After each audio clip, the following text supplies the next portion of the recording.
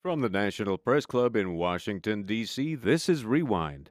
This week, at the Press Club luncheon, the founder of TMZ had very dire predictions for mainstream media. And I do think that the delivery system in media generally right now is stale, and I think that there is a good chance that a lot of people here will be put out of work. And in 5 years, this is going to be a radically different business. And I don't think the web is going to look the way it looks. I don't think television is going to look the way it looks. I think there's going to be a merger of the two. I know there's going to. But he encouraged the visionaries. And don't be depressed. Think about a vision for what you want to do. Don't just plug into what exists, but you got to think about that. At the Fourth Estate dinner, a giant of mainstream media was honored. I believe with all my heart and soul that there has to be a program like, it doesn't have to be called the Wawa News Hour, it doesn't have to be, I don't give a damn what the title is, to tell you the truth of the matter, but there's got to be a program like ours on television. His media colleagues roasted the longtime PBS host. He's done it by daring to be different. Not many shows do 14-minute segments on UNESCO efforts to promote rural electrification in northern Zambia. A former RNC chairman strongly upheld the current GOP economic stance. Raising taxes is the enemy of controlling spending. They're just going to spend it if you give it to them. But we're not opposed to increasing revenue. The way to increase revenue is to grow the economy, to have more job creation. The aerospace industry argued cutting their jobs would further the U.S. recession.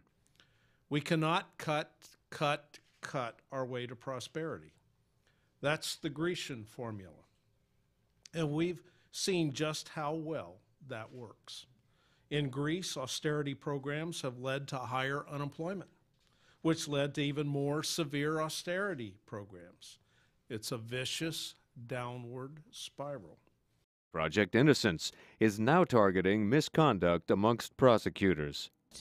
In our study, we found that 1/3 of all the misconduct of the number of 800 so cases, 1/3 of those cases were committed by repeat offender prosecutors.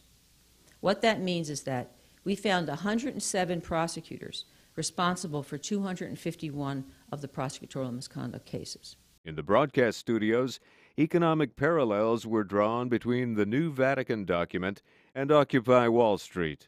Catholic social teaching does have what many people consider very liberal values when it comes to the poor.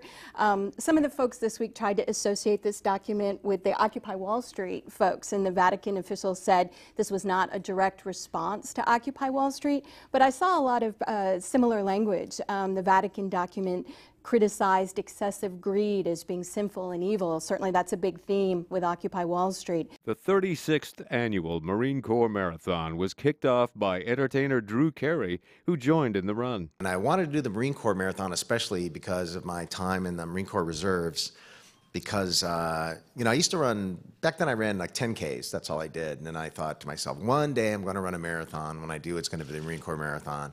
And I got fat.